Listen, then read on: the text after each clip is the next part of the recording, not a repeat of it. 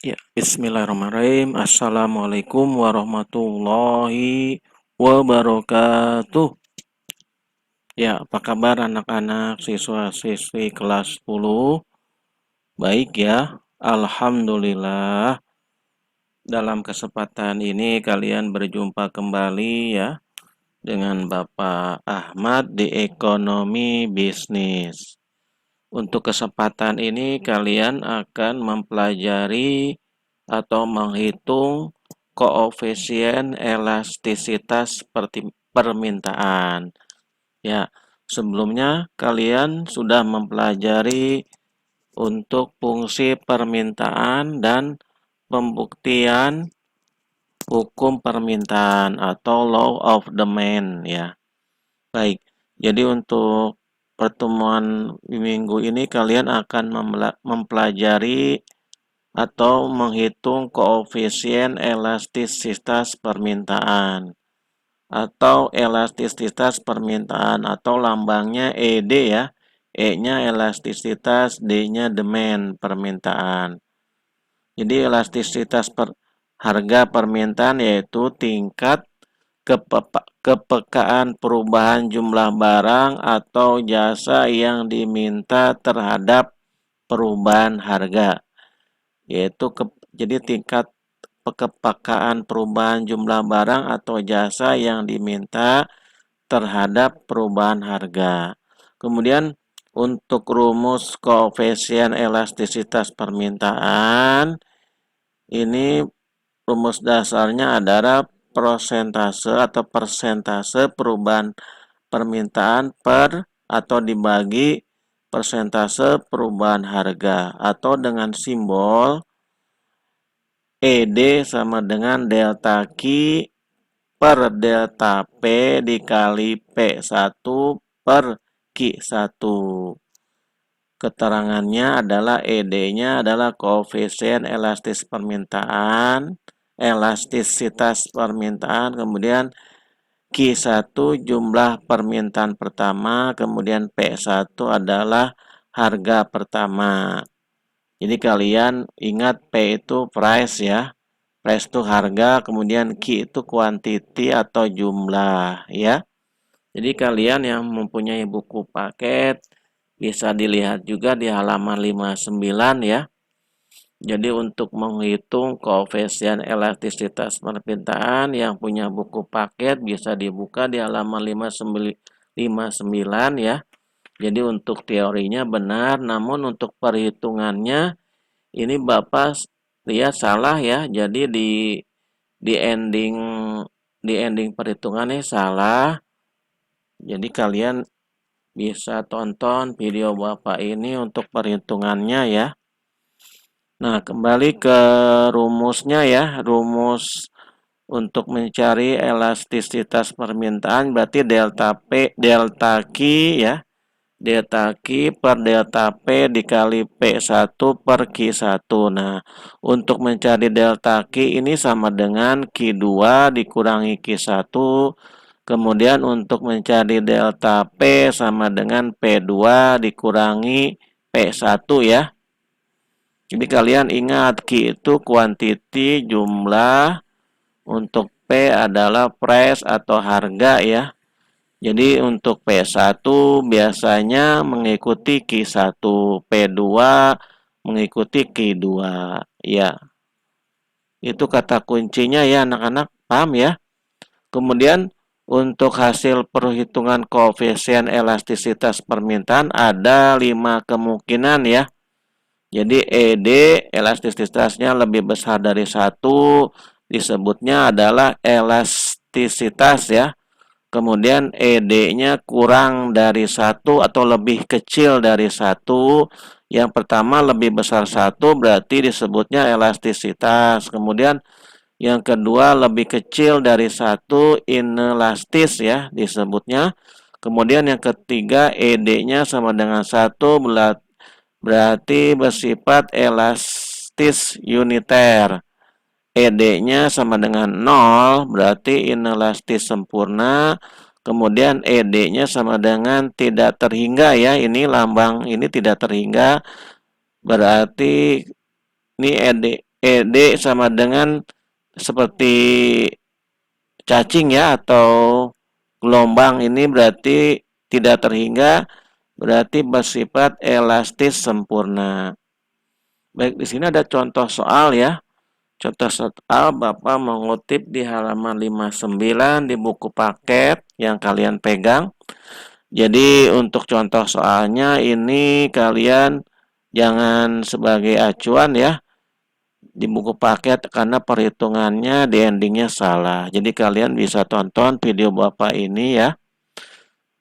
Bapak bacakan soalnya, Ibu Tina adalah pedagang buah apel. Harga apel per kilogram di pasar 50.000 rupiah. Pada harga tersebut jumlah apel yang terjual adalah 100 kilogram. Bu Tina merasa peluangnya masih cukup, maka esokannya ia menyediakan buah apel lebih banyak lagi untuk menarik pembeli. Bu Tina menjual apel dengan harga yang lebih rendah, yaitu 40.000 rupiah. Dengan harga tersebut, maka buah apel terjual mencapai 200 kilogram. Hitunglah elastisitas permintaan buah apel tersebut.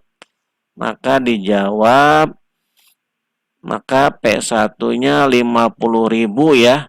Jadi seperti fungsi permintaan atau fungsi pendapatan di video sebelumnya Bapak ya sudah jelaskan. Jadi kita samakan persepsi. Jadi 3 digit terakhir kita hilangkan ya, sama seperti di penjelasan sebelumnya di video fungsi permintaan ya.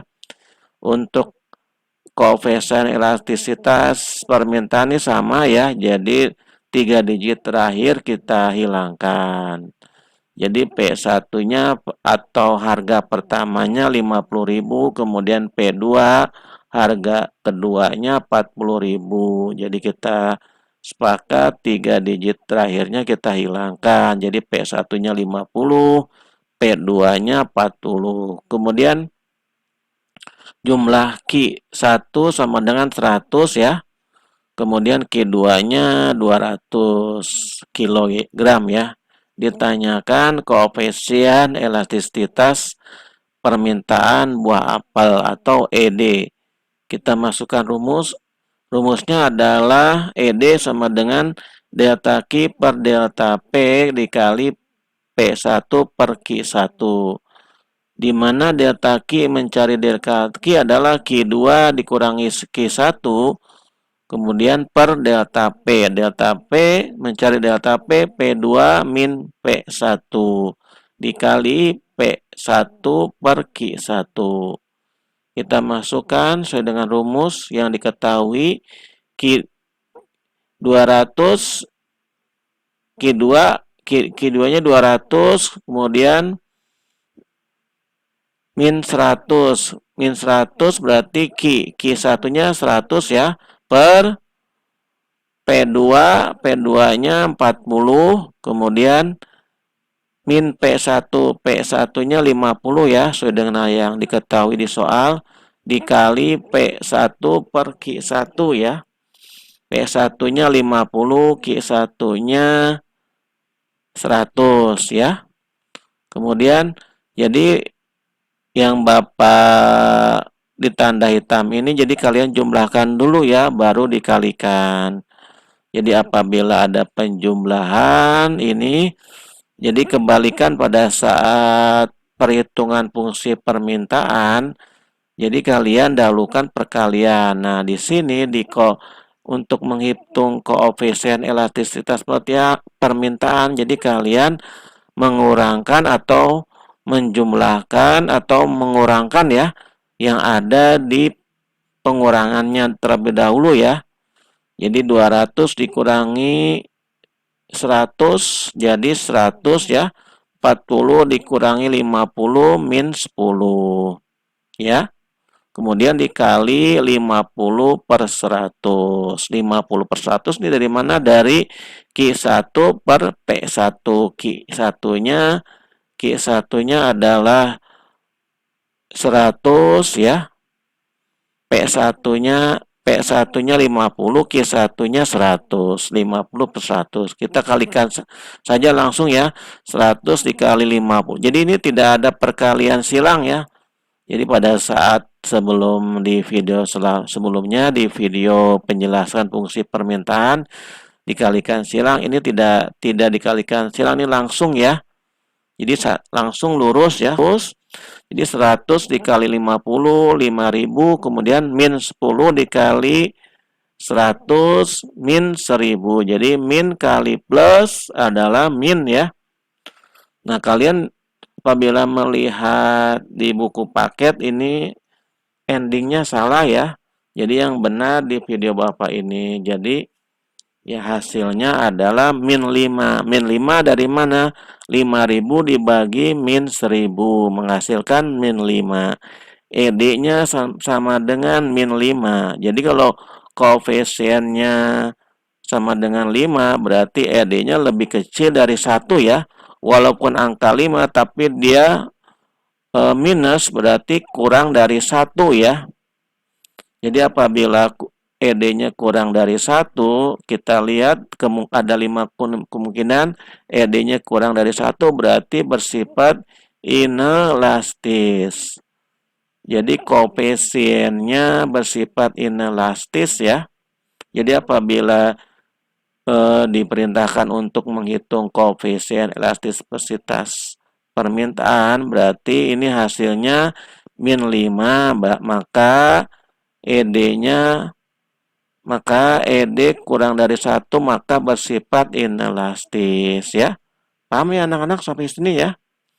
Jadi kata kuncinya kalian harus ingat untuk koefisien elastisitas, rumusnya ya.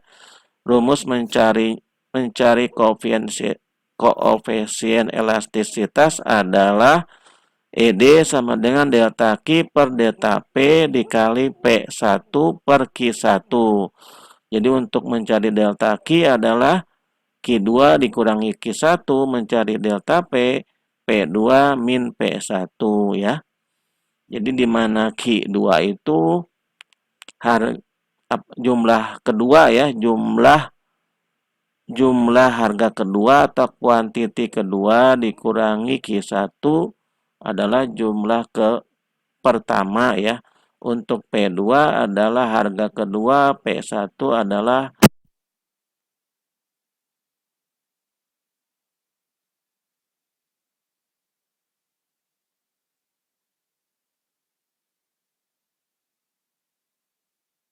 permintaan. Jadi apabila final hasilnya adalah min 5, berarti ED-nya kurang dari 1. Walaupun 5, karena minus, berarti dia lebih kecil dari 1. Ya, paham ya anak-anak? Jadi untuk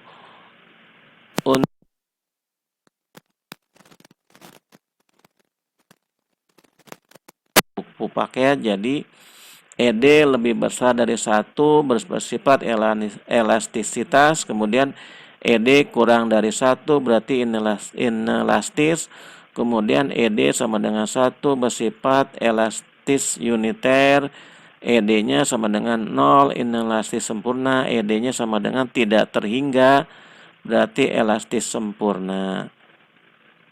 ED sama dengan 0 ini mohon maaf inelastis sempurna, kemudian ED sama dengan tidak terhingga elastis sempurna. Ya, paham ya anak-anak? Jadi apabila finalnya min berarti ED-nya kurang dari 1. Baik, cukup jelas ya anak-anak? Baik. Ya, apabila belum paham, kalian bisa japri Bapak ya.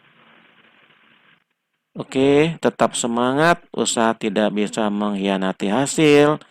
Wassalamualaikum warahmatullahi wabarakatuh.